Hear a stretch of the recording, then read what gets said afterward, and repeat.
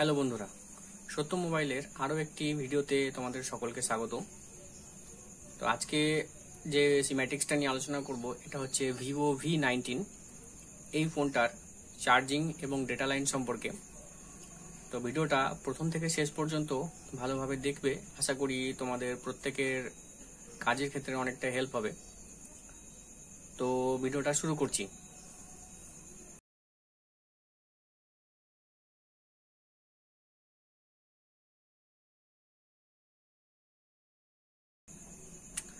তো এখন আমরা ডিসপ্লেতে যে দুটো বোর্ড দেখতে পাচ্ছি, তো এইটা একই বোর্ডের সামনের দিক এবং পেছনের দিকটা।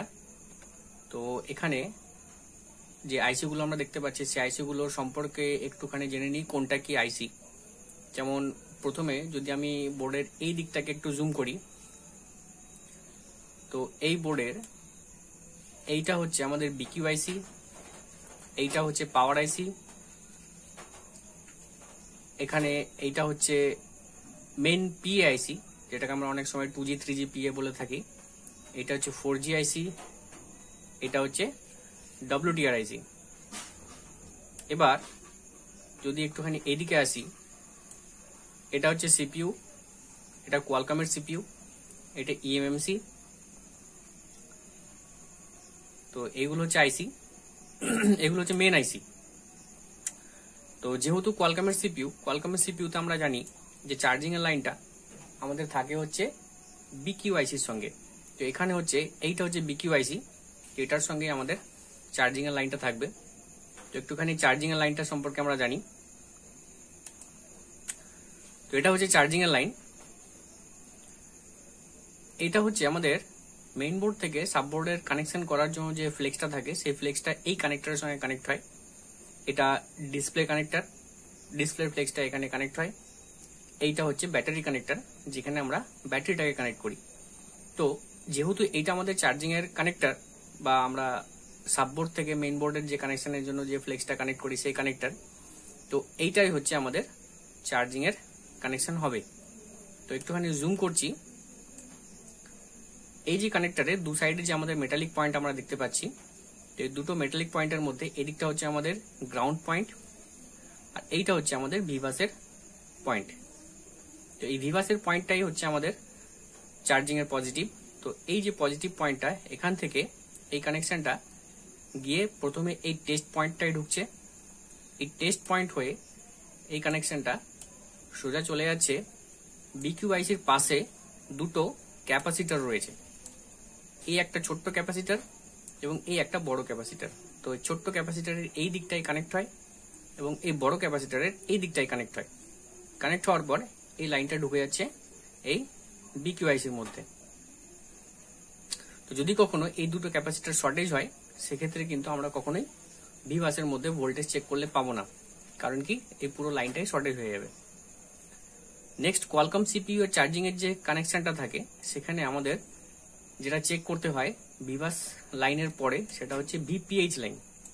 তো এখানে ভিপিএইচ লাইনটা এখান থেকে বেরিয়ে এখানে একটা ক্যাপাসিটরের সঙ্গে কানেক্ট হচ্ছে, হয়ে এখানে এই একটা বাক কয়েলের সঙ্গে কানেক্ট হচ্ছে, হওয়ার পর এখানে একটা ক্যাপাসিটর, এখানে একটা ক্যাপাসিটর, এখানে একটা ডায়োড, হয়ে এখানে আরেকটা ডায়োড, এখানে দুটো ক্যাপাসিটর, এখানে একটা ক্যাপাসিটর, এবং লাইনটা আবার রিটার্ন বিকিউআইসির মধ্যে আসছে।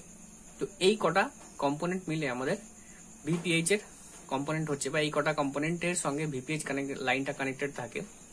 তো যদি কখনো ভিপিএইচ লাইন জেনারেট না হয়, সেক্ষেত্রে কিন্তু আমাদের চার্জিং লাইন কখনোই চার্জিং লাইন জেনারেট হতে পারে না, বা চার্জিং ভোল্টেজ জেনারেট হতে পারে না। তো তার জন্য আমাদের ভিপিএইচ লাইনটাকেও চেক করতে হয়। তো ভিপিএইচ লাইনের এই কটা কম্পোনেন্টগুলোকে ভালো করে চেক করতে হবে যে কোনো রকম কোনো সমস্যা রয়েছে কিনা। যদি ভিপিএইচ লাইন আমরা জেনারেট হতে না দেখি বা আমরা চেক করে যদি না পাই, সেক্ষেত্রে এগুলোকে চেক করতে হবে। নেক্সট, ভিপিএইচ কানেকশন ঠিক থাকার পর যেটা চেক করতে হয় সেটা হচ্ছে ব্যাটারির আউটপুট।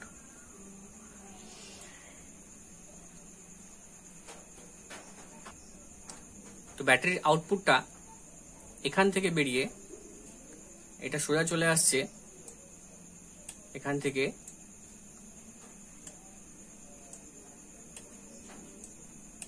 এখানে বোর্ডের উল্টো দিকে এখানে একটা ডায়োড, এখানে দুটো ক্যাপাসিটর, এখানে আরেকটা ডায়োড হয়ে তারপরে আসছে ব্যাটারি কানেক্টরের পজিটিভে।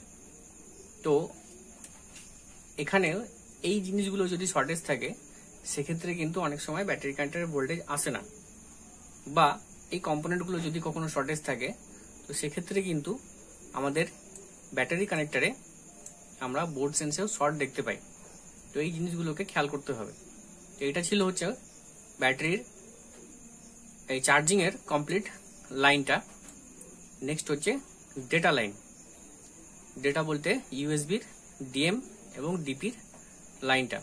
তো এখানে ডিএম ডিপির লাইন এই দুটো পিন থেকে বেরোচ্ছে। এটা যদি কানেক্টরটাকে আমরা সোজাভাবে ধরি তো 1 2 3 4 5 6 7 6 এবং 7 নম্বর পিন থেকে বেরোচ্ছে। নিচের দিকে 6 এবং 7 নম্বর পিন থেকে ডিএম এবং ডিপির কানেকশনটা বেরোচ্ছে, বেরিয়ে আসছে এই দুটো টেস্ট পয়েন্টের মধ্যে।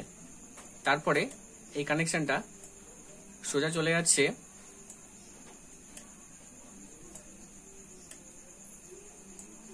এইখানকার কিছু কম্পোনেন্টের মধ্যে। এখানে এসে একটা প্যাকেজ কয়েলের সঙ্গে কানেক্ট হচ্ছে, কয়েলের উল্টো দিক হয়ে এখানে দুটো রেজিস্টারের সঙ্গে কানেক্ট হচ্ছে। কানেক্ট হওয়ার পর এই কানেকশনটা সোজা চলে যাচ্ছে এখানে একটা ছোট্ট আইসির সঙ্গে কানেক্ট হয়ে এটা আসছে সিপিইউ এর মধ্যে। বুঝতে পারা গেল? তো এটাই ছিল ভিভো V19 এই মোবাইলটার চার্জিং এবং ডেটা লাইন। আশা করি তোমাদের প্রত্যেকের বোঝা গেছে। যদি কোনো জায়গায় বুঝতে অসুবিধা থাকে তো অবশ্যই কমেন্টে লিখে জানাতে পারো।